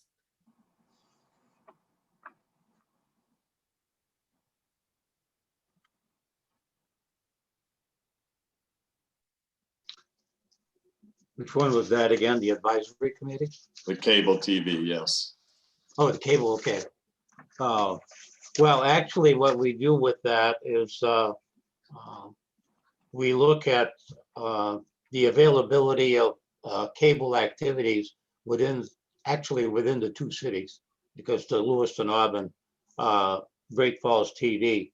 And right now, one of our greatest concerns is the cable companies wanting to change their ways of charging the cities a fee, which we do not pay a fee at this time for public service. And that would include, as well as what we call drop-offs. That would be lines that the city fire department, police department have, public works, library, if you will, and so on and so forth. They are projecting adding fees to those, which would be quite a concern to both communities with regards as to an increase in costs. So that's some of the issues that we're looking at. Is it super involved? I would say at this time, not as involved as it was 10 years ago. because of the type of let's say filming or of activities, baseball, basketball, so on, that was in the curriculum then, and which has changed somewhat. So we're in the process ourselves as a committee of looking at new ideas and trying to change the way we're moving forward with providing services to both cities. I think that's, in a nutshell, Dennis, I think might explain it. Yeah, I think Councilor Joy did a good job, I think, of explaining the current status. And I think the only part I would add is that what he's referencing in terms of these fees, and that is we currently have franchise agreements, a franchise agreement with the cable operator. And in those agreements, they're required to deliver a certain set of services. And those are all free under those agreements right now. And with some recent law changes and some legislation that has gone through over the last year, the cable companies have changed their shift, and they're starting now to promote that all of those services that have been free are now going to come with a fee. And right now, I think this is a good example of a committee that may not have a very large workload in terms of lots of things going on, but there is some pretty important pieces going on that I think that this committee is watching that would have a very significant impact financially on the city of Lewiston if we don't watch it, and I guess, and certainly be able to alert us at the point that we can take action. Unfortunately, there isn't a whole lot of action that can be taken on this issue right now. We are watching it. We have plenty of eyes watching kind of as this unfolds, but there is still conversation. They don't have any legal authority to do these things. They're trying to convince, I think, the communities to go along with this, and no communities are going along with it. So there's still a lot of work, and even some bills that are being submitted at the federal level to address this. So it's really a watch and see kind of, and keep an close eye on the issue at this point. But again, I think it's just a good example of maybe a committee with not a tremendous workload, but an important piece to be watching this, because again, there's a financial impact if we don't pay attention, I think, for the city. Can I keep going, Mr. Mayor? Yes. Okay. Millennial brain here. I haven't watched a traditional TV in a decade. Everything's streaming. So dumb that I'm asking this, but like, who is watching Great Falls TV? So we have a number of, I think we could just say older residents in our community that I would say do not have the ability for streaming or don't have a desire for that. They look for the traditional cable. So unfortunately, this is a couple of a disadvantage we have with traditional cable is we have no idea how many people are watching. With the streaming option and this being on YouTube, we do know how many people are watching. We get a good sense of that. But I think there is still a significant number of our community that goes the traditional route. The other thing that's important to note is that Spectrum does not currently offer our government channels through streaming. So you cannot get it if you have the streaming app through Spectrum. You will not get it. You only get it through YouTube if you're a streamer and going that route.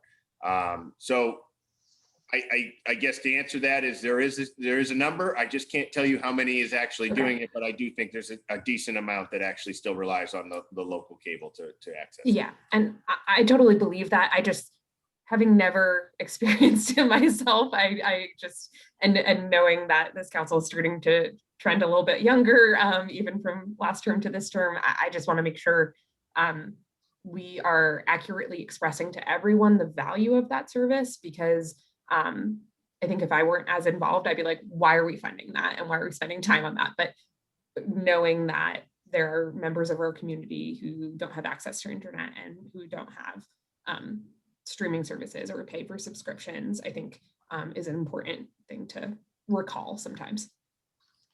Yeah, and I think pre-COVID, Dennis had some pre-discussions with our schools, and there's a possibility there, and I'll let Dennis share whatever he thinks is shareable at this point. But Yeah, I think it's mostly shareable. I mean, we were having pre-COVID good discussions about the future of Great Falls TV and where we wanted to head in strategic planning.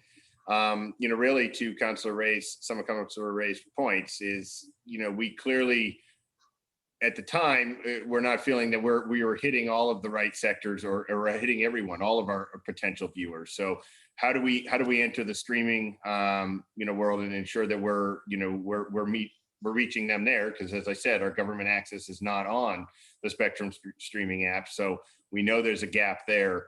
And so what we started to talk about, the other part that I think has just been a concern of the committee is really trying to rejuvenate some energy around it and looking at the programming that's currently offered through the through Great Falls TV Now, in looking at how can we improve that, enhance that programming to be more attractive to a wider sector of our community.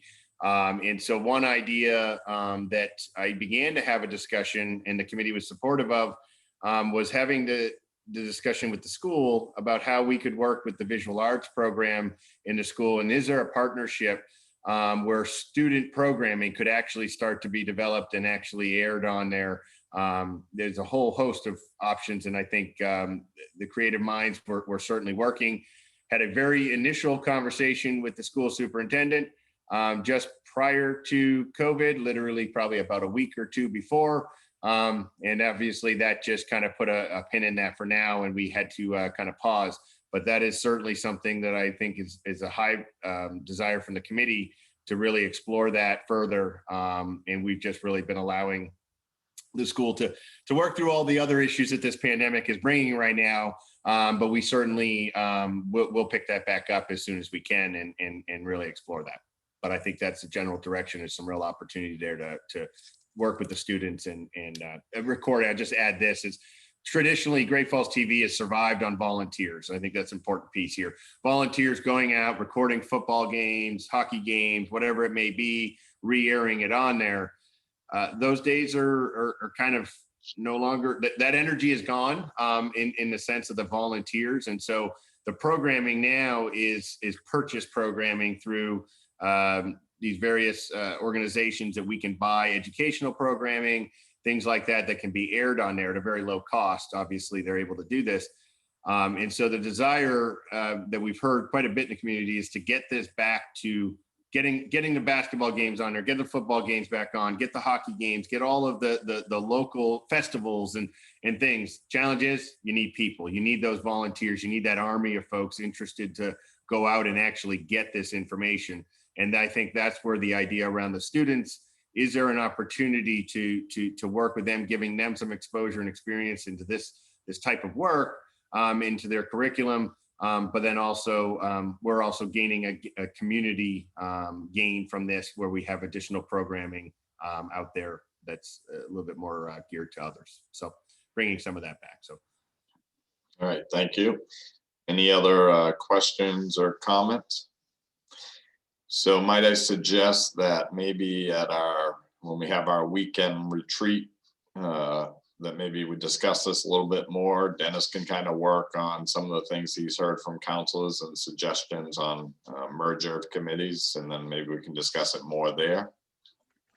Thumbs up. Quick question. When did we decide? Did we decide a date on our weekend retreat? Okay, good. Yeah, and I think they're going to be putting out some dates to us here. And Dennis? I could just add, really quick, I was going to add that. We are going to, you should see either tomorrow or the next day at the latest. We've gone through and we've identified about a handful of dates, Saturday dates going into February into March.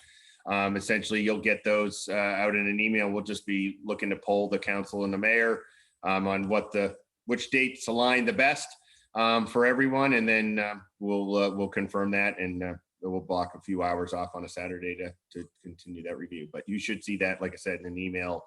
It's been worked through for the last few days, just trying to identify those dates, and you should see that within the next day or two. Okay, thank you. So that concludes our workshop, and now I'll entertain a motion from the counselor from Ward 1. So moved. Do you want me to read the? If you have it right there, if not, I can read it. I have it right here. Okay, I can. So I move to get into executive session pursuant to MRSA Title I, Section 405, C 6C, to discuss an economic development issue of which the premature disclosure of the information will prejudice the competitive bargaining position of the city. Second. Okay, moved by Councilor Khalid, seconded by Councilor Ray. And call the roll. Sure, Counselor from Ward 1, Yes. Ward 2, Yes. Ward 3, Yes. Ward 4, Yes. Ward 5, Yes. Ward 6, Yes. and Ward 7. Yes. Motion passed by a vote of 7-0. Okay, thank you, folks. We'll see you in the executive session room.